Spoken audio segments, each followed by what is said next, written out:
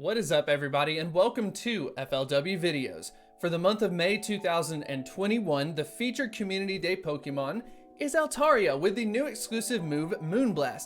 Now, you might be curious about Altaria just in general, and then of course, what the heck is this new move going to do? But then secondarily, with the release of its Mega form, Mega Altaria, a lot of people are also curious about how good that variant is going to be. So we're actually going to be taking a look at both of these Pokemon in today's deep dive, where we will be answering some questions about it from a raid perspective, PvP perspective, should you invest in this Pokemon, unlock a secondary charge move, and then of course, how the heck are you going to use this Pokemon? But anyways, if you do enjoy the deep dive series, make sure to hit that like button and subscribe. But without further ado, let's go ahead and get into the video.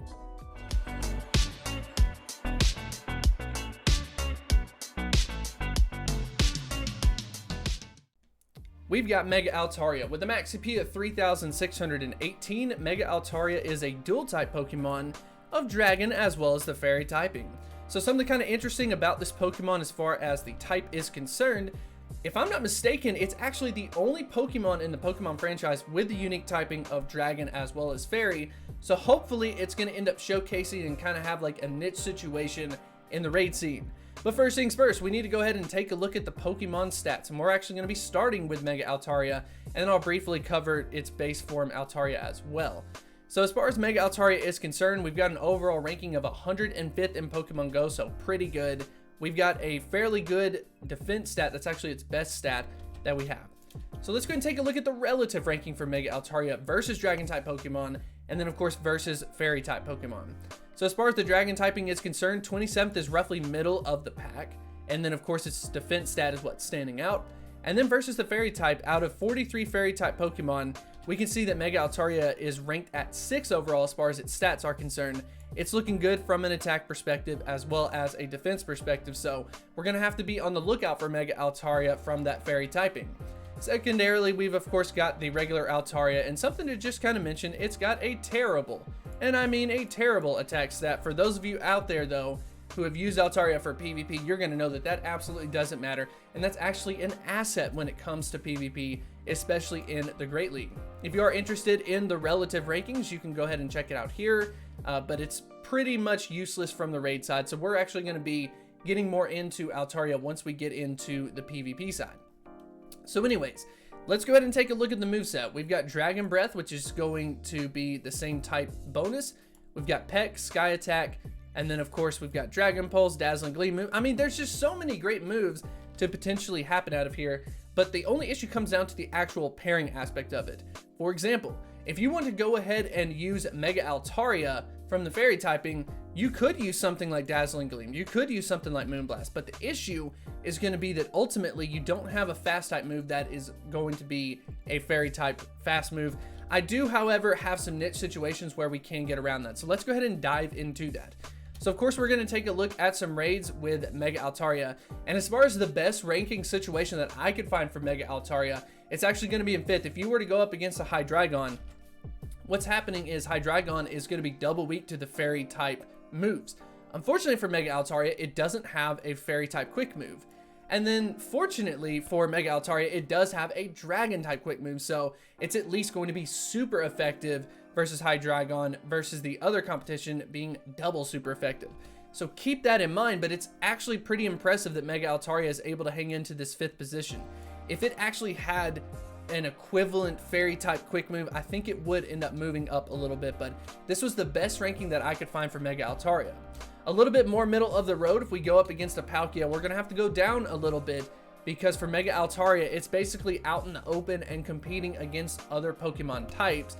It's not just in a vacuum versus other Fairy type attackers. When it's a little bit more out in the open, you can see that unfortunately Mega Altaria drops in the ranking. And then of course, if you were to actually go ahead and go up against something more typical like a Rayquaza with a Dragon Flying type, or a Salamence, same typing, then unfortunately for Mega Altaria, the competition is just too stiff from that Dragon typing. So Mega Altaria actually completely drops out of the top 30 rankings versus some of those Pokemon. So unfortunately, Mega Altaria not that great from the raid side, but it does have some niche situations given the opponent's Pokemon typing. So anyways, let's go ahead and take a look where the real good news is for this Pokemon, and that's going to be from a PvP perspective. We are back over to the regular Altaria version. Now, as far as Altaria is concerned, I'm personally using it as my staple team in the Great League, and I've had such a great experience with this Pokemon. Currently, what I've been using is Dragon Breath, which is amazing. I've been using Sky Attack, and to be honest, the secondary move has been one that's just been kind of there. I don't really find too many opportunities to end up utilizing it, so what I ended up going with was Dragon Pulse. However, the situation changes with the inclusion of the move Moonblast. Now, Moonblast has a chance to debuff the opponent, and then of course it also is a completely different type of move, away from the flying as well as the dragon type, so it gives you a little bit different coverage. And as far as adding on Moonblast is concerned, it's going to be a move that's actually going to be useful. So as far as Community Day is concerned, what my goal is I'm going to try to get a really good IV variant of Altaria for the Great League, which, by the way, if you're curious about that, you want a 0, 14, 15, just basically try to get as low of an attack stat as you possibly can. But to be honest, my Altaria that I have right now is just absolute garbage as far as the IVs are concerned. Plus, it doesn't have Moonblast, and I'm not wanting to end up using an Elite TM just on that. So what I'm going to do is, of course, evolve it during the event and then unlock a secondary charge move.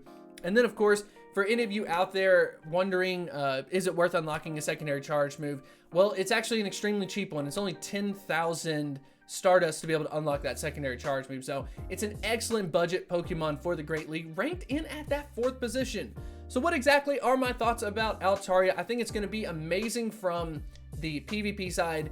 Adding on Moonblast is simply an upgrade to the Pokemon. It gives us an opportunity to go out there, chase those good IVs, and then of course evolve the one of our choosing, which is always great. And then on the flip side, from the raid perspective, when we're talking about Mega Altaria, it has a couple of niche situations, but overall, it's not impressive enough for me to say, you know what, dedicate your resources and always go out there with your Mega Altaria and Mega Evolve it, and that's going to be the Pokemon that you want to Mega Evolve. There are, of course, going to be other Mega Pokemon, other Legendary Pokemon, other Dragon-type Pokemon, for example, that are going to be better even without the Mega typing.